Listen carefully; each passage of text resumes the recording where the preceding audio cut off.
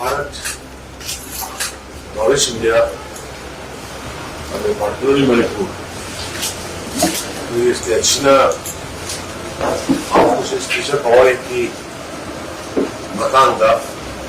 और मशीनी मखादा नंग बावा बसी तो मशी वो लोग को बना बना लाओ तो लाख प्रजा में मधु जी लोग फोक यूँ है जना स्टेशन क्या तो बा वैली क्या सफर धना क्या तो बता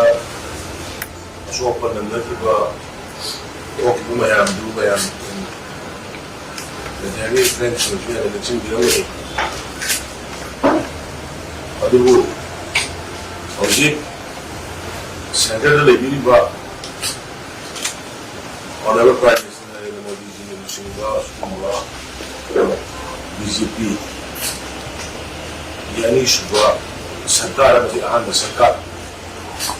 मतलब मणिपुर आवाम को भारत का यार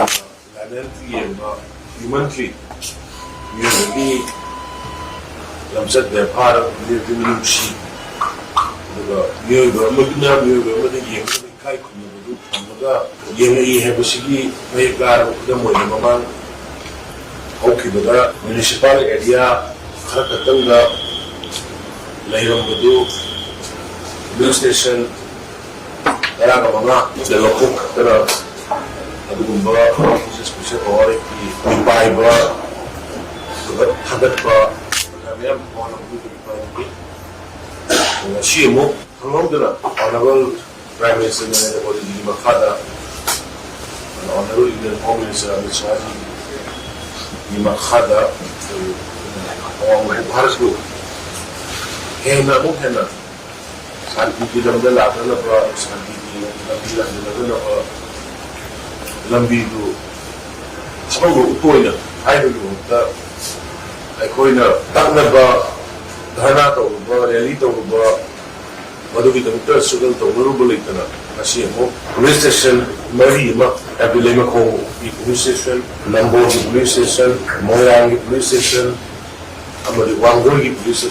ꯁ꯭ꯇꯦꯁꯟ ꯃꯔꯤꯁꯤꯗꯒꯤ ꯑꯃꯨꯛ ꯑꯥꯔꯝ ꯐꯣꯔꯁꯦꯁ ꯁ꯭ꯄꯦꯁꯤꯌꯦꯜ ꯄꯥꯋꯔ ꯂꯧꯊꯣꯛꯄꯗ ꯑꯌꯥꯕ ꯄꯤꯔꯛꯇꯨꯅ ꯃꯅꯤꯄꯨꯔꯗ ꯄꯨꯟꯅ ꯍꯧꯖꯤꯛ ꯐꯥꯎꯕꯗ ꯄꯨꯂꯤꯁ ꯁ꯭ꯇꯦꯁꯟ 18 ꯍꯥꯏꯕꯗꯤ Imphal ꯂꯝꯐꯦꯜ City, Sinjamai, Semai, Namsang, Patsoi, Korompat, Hengan, Wangoi, Lemakong, Lamlai, Lilbung, Mawal, Bisupur, Nambol, Moiran, Kapsing, Amdi Jiribak. Haiba, Police Station,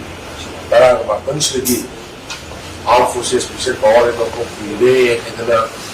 Nasi dari mana hasil ada pun lah. Ini Home Minister adalah kopi kita masih demakta. Manipur Sarkar kita tertegi, kalau Manipur Miam kita tertegi, Bajai Indonesia kita tertegi. Honorable Prime Minister, Amadi Honorable Union Home Minister ini pun. Kalau nak kangba, ucapkan, pokok kia yang nasi best mesti komplain ni. Maksudnya, orang ko Bharat ko, sup lagi development kakak datang. Orang ko Bharat ada di bawah. Particularly Manipur Ladiba Prajasin. They are not respected enough. Is it young year to have to do machine? I am not my ex in the tire. And the Queen of Hazard of the bar, Tataya, Talasu, feed in the lap, the bar, Mishimina, and the power of the Taram, the bar, you know that by making walk on baby the Puna. Adulumba, Yam Trapa Bharati, Nalenda Leva, Baza, Pulumanga, could you assist the Lapomatam there? Babushing out of the Sanguya, but whom Bahap to the Pili Puna, a Kogi, unique with a Kogi culture, unique with a Kogi tradition, a Kogi machine of Denaba, indigenous tribe, indigenous communities who can never get. अखंड मखोइदा बेभारदना लई है लुपीदना तोबिरतिबा मनिपुरी मियान खाने अखोइना खंगुद्रबा अखोइना खलुद्रबा कालापानीदा मतमदुगी Andaman निकोबारदा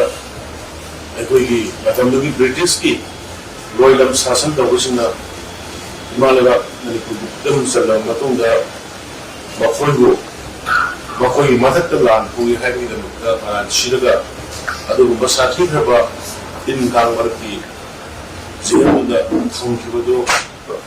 거의 ngasi 미로를 까고 그래서 Bharat 뭐 prime minister Narendra Modi ji ने आवाज़ honourable massage leadership centre की काउंटना मोइन मदरसा का mount Herriot न थोलम British नि थोलम महाराष्ट्र पुलिस इंजन दी मार्टियर्स उनने खोजे ले मफमदुबो माउंट मणिपुर पर्वत एन वरकोकिदना इज्जत सम्मान तौलीबा दिससु याम अथुवा मतमदे कोई संगारकनी हाइना लॉन्च ऑर्गेनाइजेशन लाइबा आईने बिग्रान की मखादा आईने गी इंफाल वार की जहाज अगुई इंफाल की मिंदा सुमाइना रानी गाइडेलु अदुम फ्रीडम फाइटर दु नेशनल लेवल दा ओकतना स्लाम सेमदना ऑनर पी की नेटाइरा बोतु ऑनर पी की सुगुंबा अविमल खंबा तौलेगी मोयाम दुगी अविमल खंबदु Sigi Manipur ki praja sigi maitei di Honorable Prime Minister Narendra Modi ji, Honorable Union Home Minister Amit Shah ji, aduga atai lairiba central leaders awam mo Bharat ko amadi Manipur khawsian no sibagi pulan dupi baikai kumari sigi da tawlung khangba amadi ko di maitei di ani ai da ko khagat chaba amadi kai kumari